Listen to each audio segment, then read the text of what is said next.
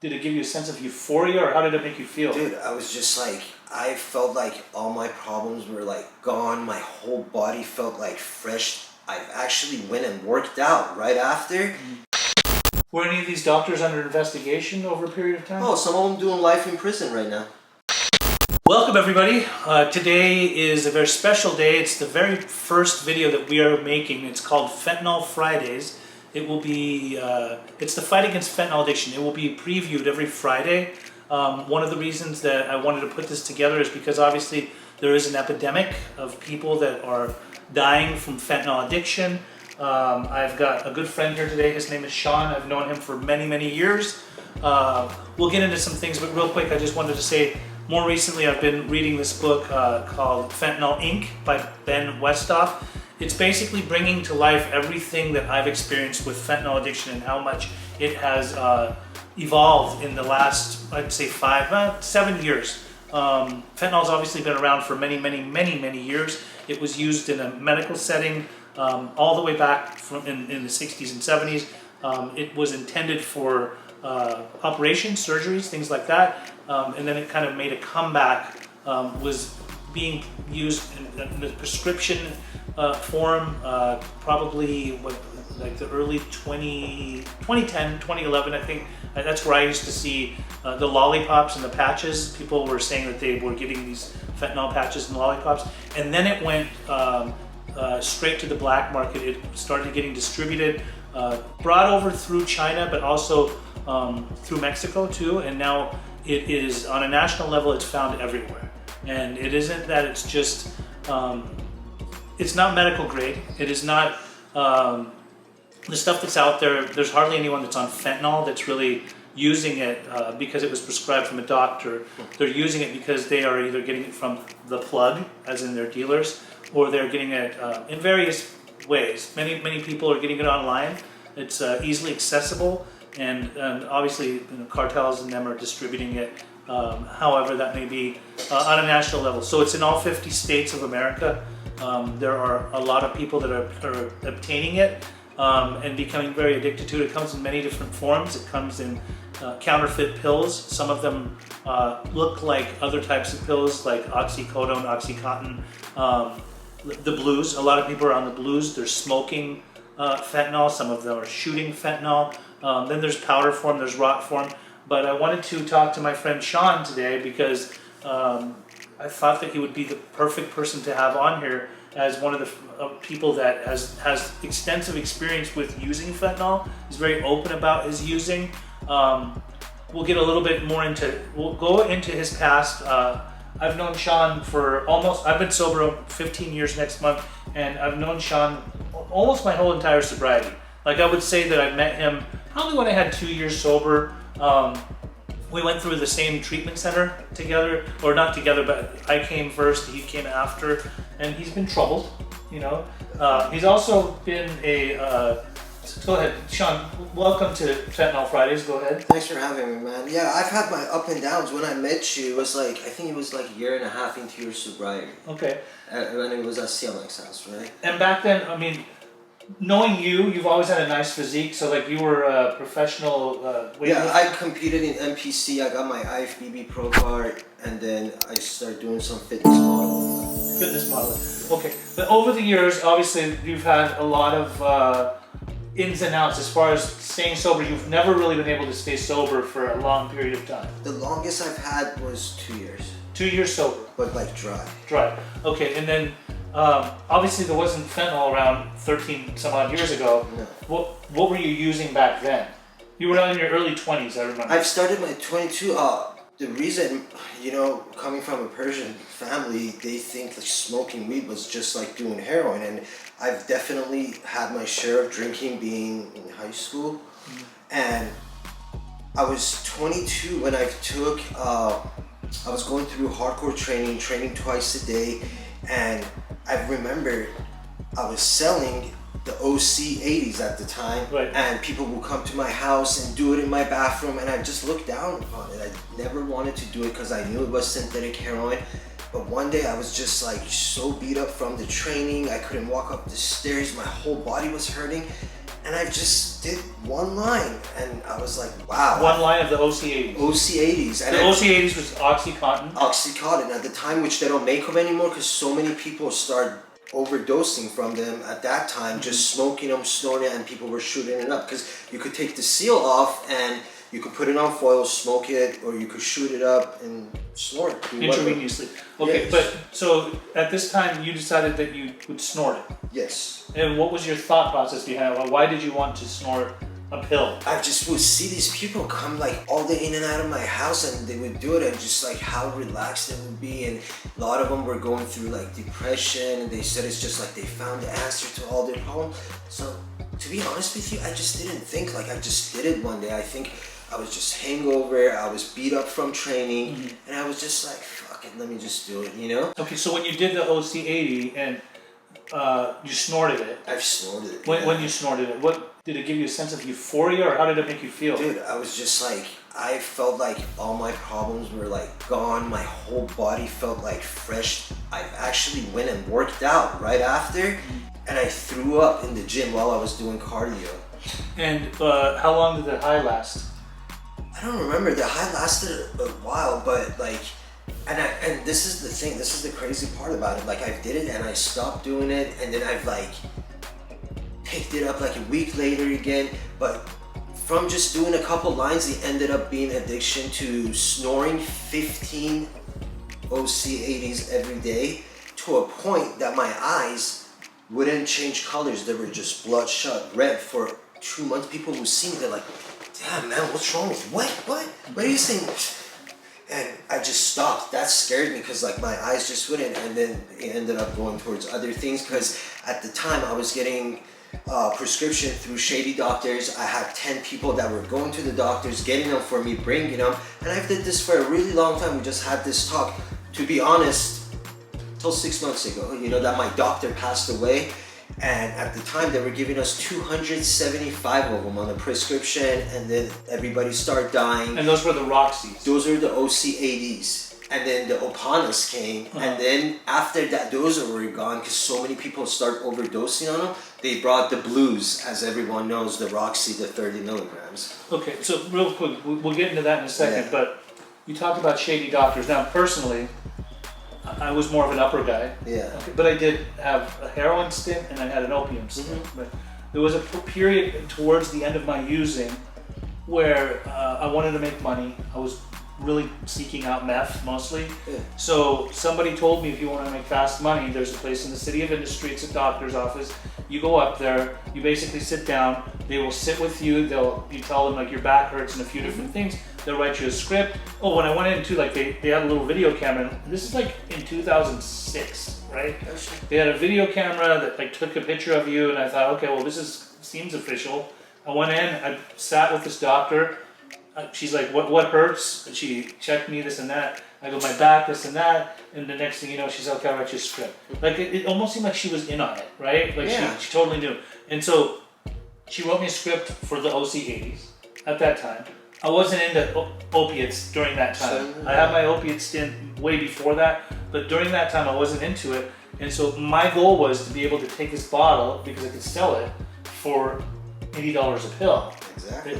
It's pretty much, you know. Out of state, yeah, but like when you're giving good deals in bulks, it was like $30, $40. Still a lot of money. Okay, but regardless of the fact, it was like pretty much $1 a milligram. Yeah. And it was 80 milligrams. 80 milligrams. And so I was able to sell them for that much, and I'd sell them in bulk at that rate. Yep. So basically, then I could buy my own drugs. So when you talk about these shady doctors, like, is that how you were obtaining your OC80s? Oh yeah, definitely. I never forget the first experience. It was actually, I was paid to go to the doctors with my roommates. They paid me $300 to go in and tell the doctor that I take basically the total, he would give me 270 of the 80 OC, 270 Xanax, 270 Norcos. And I would walk out, and the doctor visit for like 10 minutes visit was like $400 or $500, but that script, when you flipped it, it was $10,000 for each person, you know? That's what I've made out of it, and I had 10 people going to the doctors. Okay. Yeah. So with that said, moving forward, you then, when you had this doctor over all these years, was it for legitimate pain?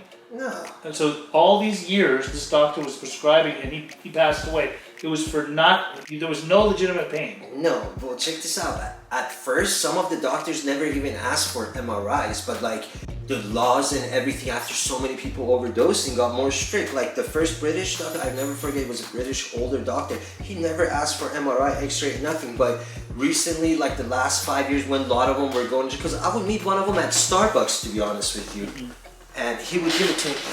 I've gone through the last one that I've used for 2 years, passed away, but that was the last one. I probably went through good 12 to 15 different doctors the past 10 years.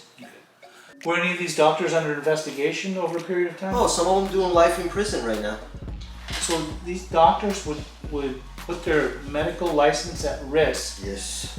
What benefit do they have in Believe it or not, Pejman, and this is such a trip, I've had an open conversation with one of them when I was competing, because he would always bring me to the back in front of the nurses, tell them, take off your shirt, flex for them, you know? Yeah. It was an African-American doctor, and he was cool. I liked him, you know, because like, he would tell me, I would bring him customers and he would hook me up. And this is what he was telling me. He's like, you know why I don't use my own license? Because I don't want to use my PhD. There's so many doctors with PhD that they don't even have a job and they can't practice. So they go and look for doctors like that. They bring them in just to write a script. So are they getting paid off? They're getting paid off, fat. Okay. The visits, none of them are under like $400, just put it this way. Right. And you see them for 5 minutes, $400, you get your script. Easy money. Bro, every time I went, the visits, when you call to make appointments, you got to do it a month ahead, because that's how busy they are. Right. When you walk in, the office was like full.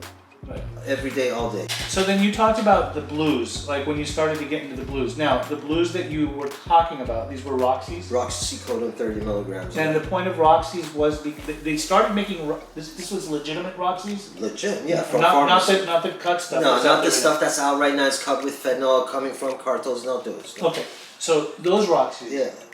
The reason that they started to distribute, and they manufactured and distributed and made Roxy's was why, as opposed to the Oxy 80s. Do you know why? From what I've looked up, the company Activists, that's the legit ones that makes these, and they were the ones making the 80 OCs, and I think they had something in 800 million in lawsuit, so they've stopped discontinuing those, and they dropped down the milligrams to 30, so many people won't die from it, you know? No, were people, because Oxy 80s were easier to intravenously shoot,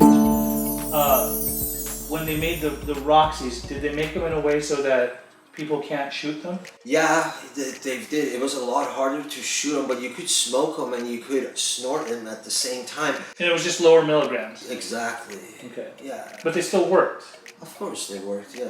Okay, so those were the blues? Yes. Was it say M30 on them? Yep, M30 or A30. There was the R ones. Activist was the most popular one. It's like the name brand one that people pay top dollars for. Okay, so when you were getting these, you were getting them from the doctor and you were distributing them to people? Yeah, I had 2 guys that would buy them in bulk from me, and I swear if I'm lying about this, they would meet up with me at the pharmacy in the parking.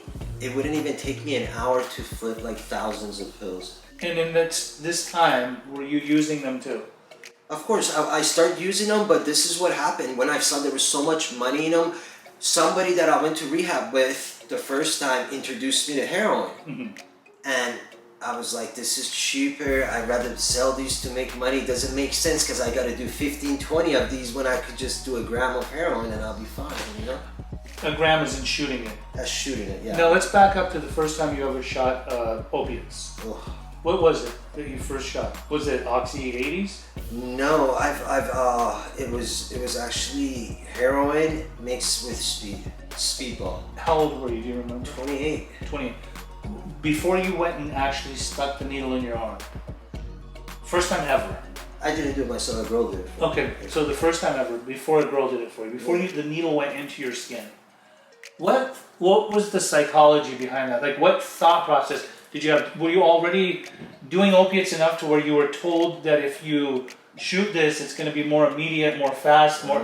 Is that what you... Okay. Dude, my addiction, I don't know about other people, but my addiction, I'm a type of guy, like when I do something for a month, it just doesn't work on me anymore. Like I've said, I started you build a tolerance. Tolerance. Like the Roxys, I had to smoke like 30, 40 of them a day to like just like be normal, you know?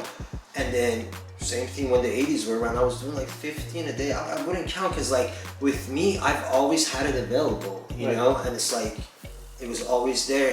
But once I was introduced to heroin, I was just like, it was a different story. Okay. So once you were introduced, it was black tar heroin, correct? Black tar heroin, yes. And it looks kind of like tar. Yeah, it looks like Persian opium kind of. It looks like Persian opium. Okay. Now, you were using this, what, you got it from a dealer, or how were you getting the heroin? Oh yeah, I've like I said, nothing to be happy about on the streets. So many people know him, and I'm from like Irvine, Newport Beach, close to Santa Ana. I have a lot of gang member friends that they're connected to the cartels, so I was getting them. Are they friends though? Huh? Are they really friends? Friends. Associates? No, they I don't wouldn't care. call them friends. I was just making them money. Yeah, a lot of money, so they respected me. They would do anything for me, supposedly, so. But they didn't care if you died in overdose. No, they wouldn't care. They just So they're not wanted the friends. money. Yeah. They're not friends. At least in my book, they're not friends. I think we grew up in the same recovery circles where I was taught that those people are actually our enemies. Yes. Okay, so there was gang affiliation, there was distributors, people that were connected to the cartels that could get you those things, and so you would use the heroin, right? Now, when you used regular heroin, do you think fentanyl was already in it, or it hadn't got there yet? No, fentanyl didn't get into the picture till like 3 years ago. I exactly remember. And when it came in, I've heard about people just dropping and dying. I was actually against it. Did you ever overdose on regular heroin? I've never overdosed on heroin, and on daily basis, I've had to, like the shots that I would do were a gram of heroin and mixed with half a gram of speed in the full syringe. And I was doing it like 8 times a day, I think. 8 times a day.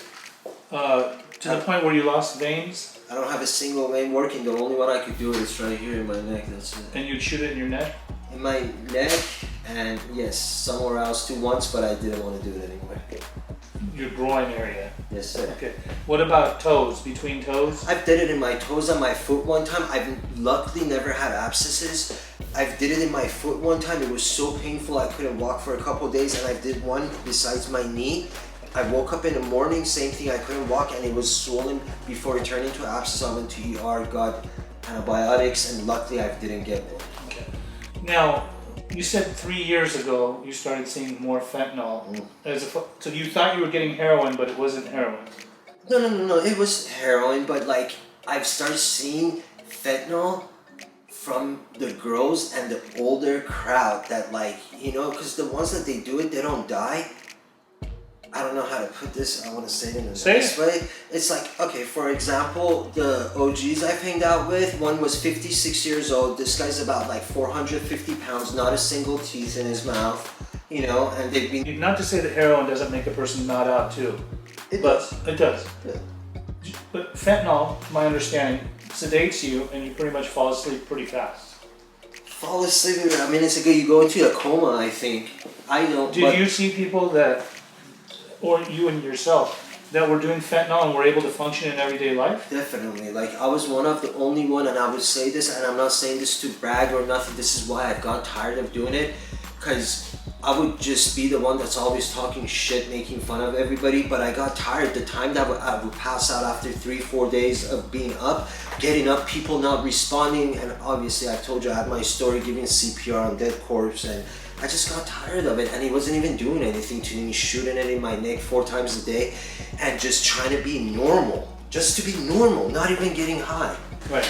So, does it come as a surprise to you when you see so many people dropping like flies and actually really dying from this stuff? Because obviously not everybody's able to function in everyday life that does fentanyl. A lot of them are doing it, they're getting it, they're thinking they're not going to overshoot the mark, if there is any mark. Right? Or they're not going to pass out, or they're not going to pass away, I'm sorry. I think the mentality of a person that's using fentanyl, even knowing damn well that all their friends or all their associates or people that they hang out with, acquaintances, are lost another one. We lost this one, died too soon. They still don't like have it in their head that this is going to possibly happen to them, correct? Nobody thinks like that. I don't think nobody really wants to die, and they don't think of it like that because, like, oh, it won't happen to me. No, it's not a matter of wanting to die. Maybe some of them want to die. Maybe. Maybe some of them want to die. But from the ones that I've heard that they're not here today, I know none of them wanted to die. Okay, so how is it that people that are using fentanyl, knowing it kills people, will still use it and take the risk? Is it just the thought that it's not going to happen to me? Are they convinced? That's what I thought. Is that what you thought? But this is the crazy part that I've told you. I have addict friends that have been out there, like I've told you, they're almost 65 years old, 55 years old, and they've been doing You call them friends, they're not friends. Okay, not friends, associates. That's the words I could use. Drug using buddies. Drug using buddies, exactly. Yeah. That's the best word. Yeah. And even with them, like, they wouldn't shoot it, and every time one of them that would get me, because he was just so good without like me sitting there for like an hour, he would get me 10 seconds, bam, boom, clean, you know, he would do it for me. And every time he would even tell me, bro, are you trying to kill yourself? Like, why are you doing this? Just do it, don't worry about it, bro. Just do it. I have experienced 3 people personally that have smoked fentanyl off tinfoil and passed away. Yeah. Right in front of my eyes. Right in front of my eyes. Smoking it. Yeah. That's when I first started hearing that people were smoking like a high-powered opiate and dying from it. Like, usually back in the day, if people smoked heroin, they didn't usually die from it. Yeah, you never hear people dying from smoking dope. But these days, it's different. Very common. Yeah. Very common. It's scary. So more recently, there are more people that are dying from this more and more, and a lot of them are from straight smoking it. The potency of what's out there. When you were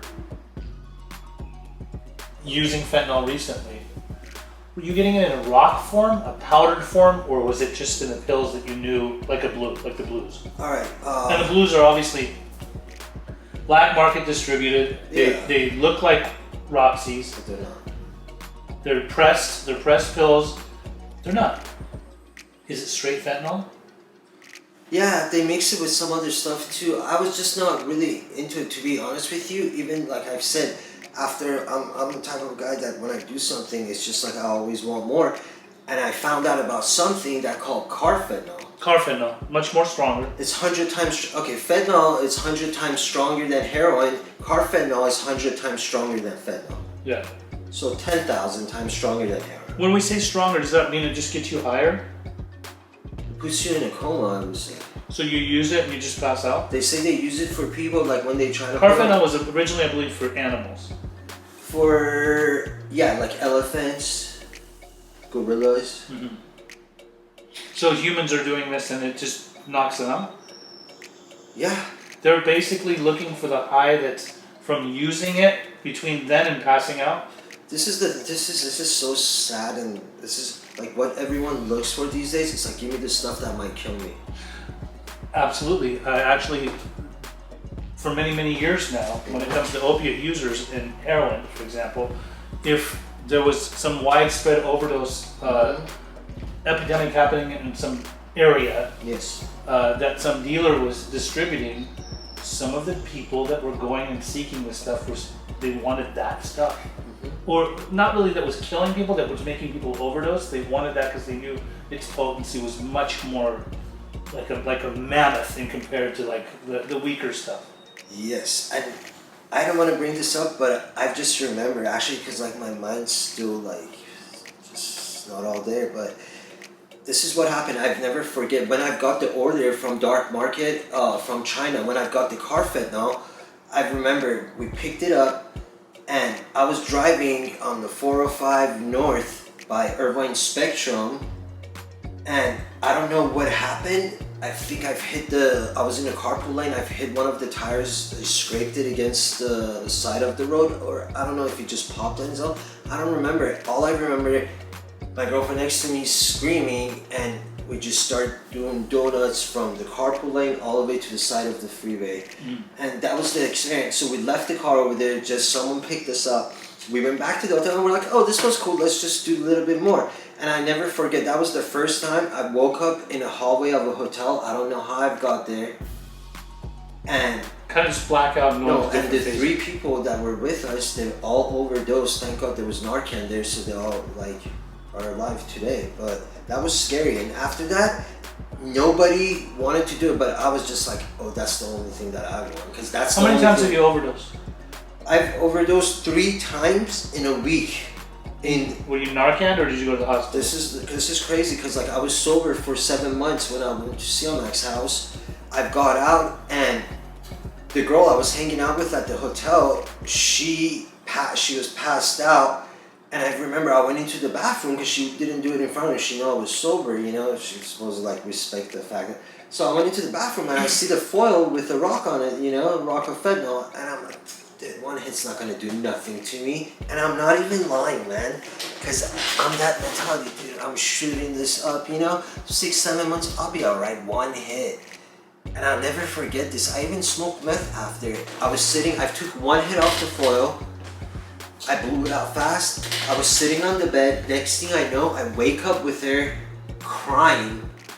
Ambulance is almost down because she thought I wasn't gonna come back. She's giving me CPR, and she said she hit me with 3 Narcans, and she brought me back. And she's like, "You asshole! What did you do?"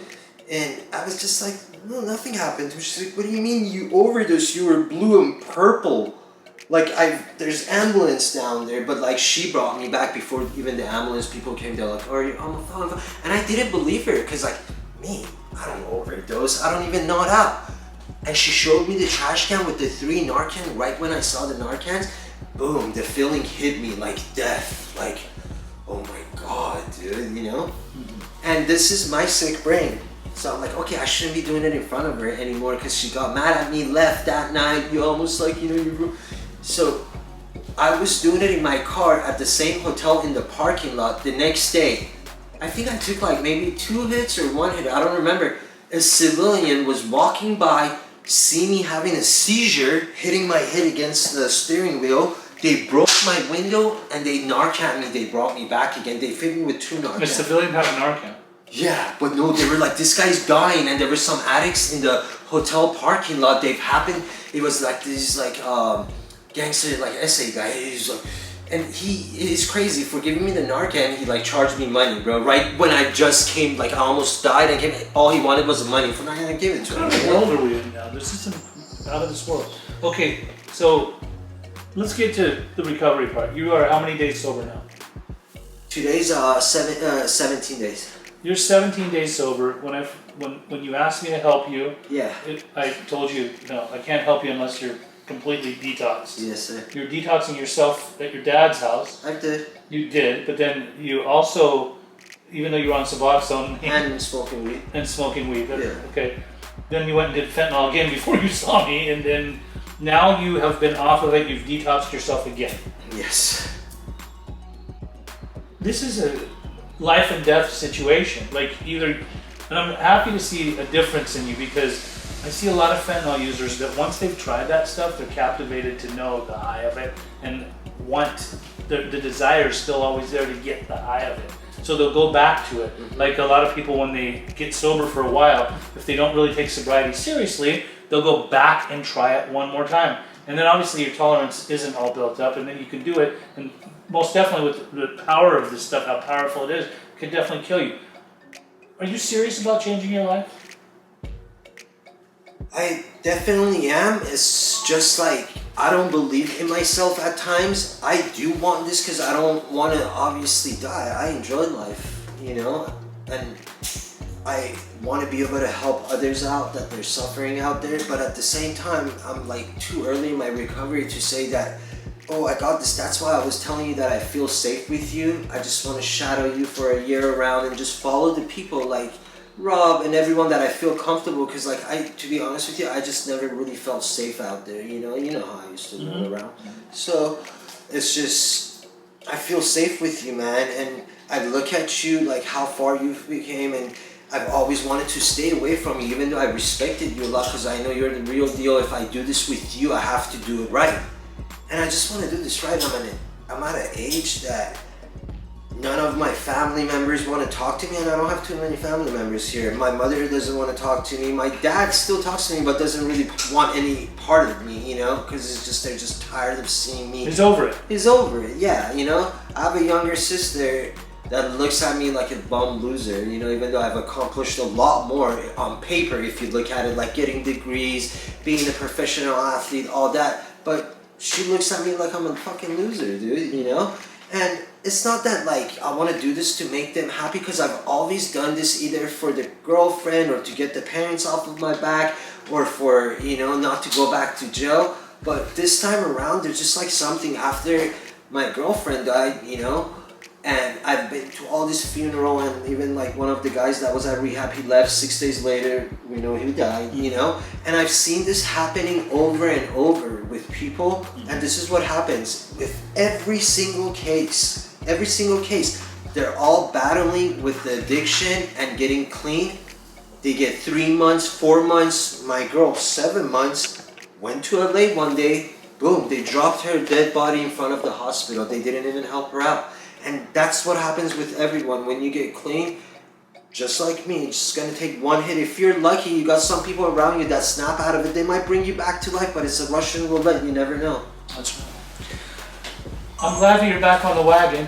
Yeah, And I hope you stay on the wagon. I hope so. Just keep remain the student, stay teachable, coachable, and we hope to break you out of the clutches of that Right. fucking addiction, any addiction for that matter, but especially fentanyl addiction. Definitely.